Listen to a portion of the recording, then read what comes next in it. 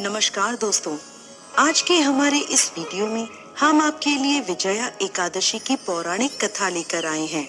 एक समय धर्मराज युधिष्ठिर बोले, हे जनार्दन, फागुन मास के कृष्ण पक्ष की एकादशी का क्या नाम है तथा उसकी क्या विधि है, कृपा करके आप मुझे बताइए।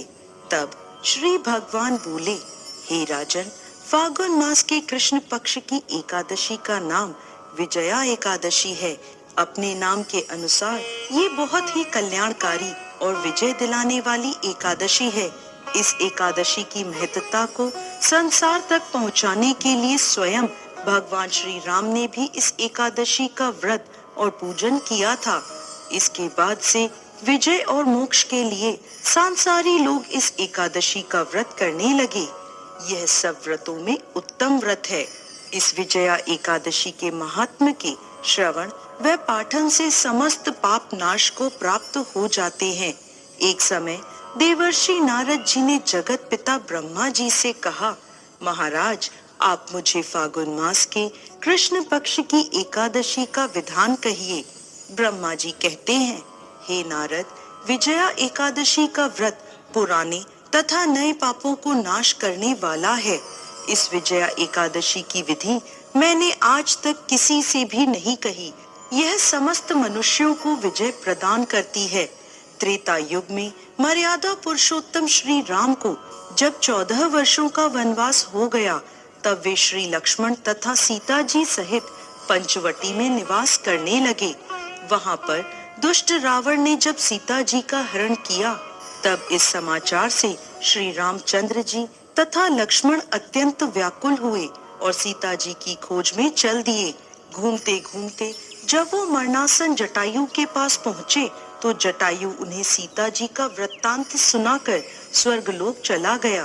कुछ आगे जाकर उनकी सुग्रीव से मित्रता हुई और बाली का वध किया।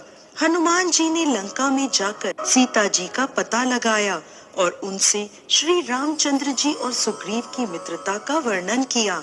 वहां से लौटकर हनुमान जी ने भगवान राम के पास आकर सब समाचार कहे। तब श्री रामचंद्र जी ने वानर सेना सहित लंका की ओर प्रस्थान किया। जब वह समुद्र के किनारे पहुँचे, उस अगाध समुद्र को देखकर लक्ष्मण जी से कहा कि इस समुद्र को हम किस प्रकार से पार करेंगे। श्री लक्ष्मण जी ने कहा, हे पुरुषोत्तम, आप आदि पुरुष हैं, सब कुछ जानते हैं। यहाँ से आधा योजन दूरी पर कुमारी द्वीप में वक्लाद्भय नाम के मुनि रहते हैं। उन्होंने अनेक ब्रह्मा देखे हैं। आप उनके पास जाकर इसका उपाय पूछिए। लक्ष्मण जी के इस प्रकार के वचन सुनकर श्री रामचंद्र जी वक्लाभय ऋषि के पास गए और उनको प्रणाम करके बैठ गए। मुनि ने भी उनको मनुष्य रूप धारण किए हुए पूर्ण पुरुषोत्तम समझकर उनसे पूछा, हे राम, आपका आना कैसे हुआ?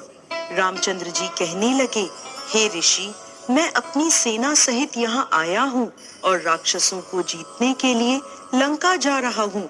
आप कृपा करके समुद्र पार करने का कोई उपाय बतलाइए। मैं इसी कारण आपके पास आया हूँ।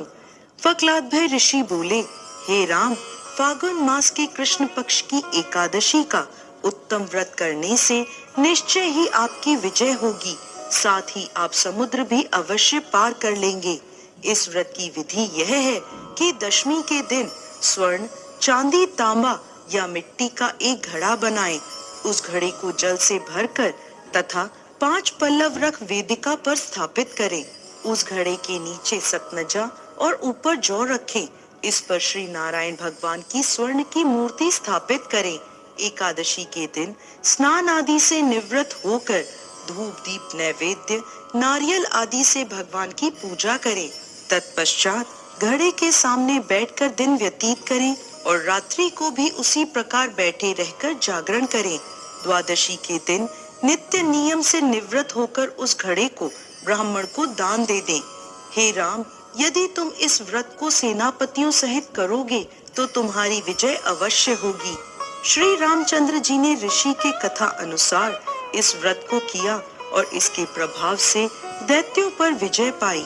अतः हे राजन, जो कोई मनुष्य विधि पूर्वक इस व्रत को करेगा, दोनों लोकों में उसको अवश्य विजय होगी।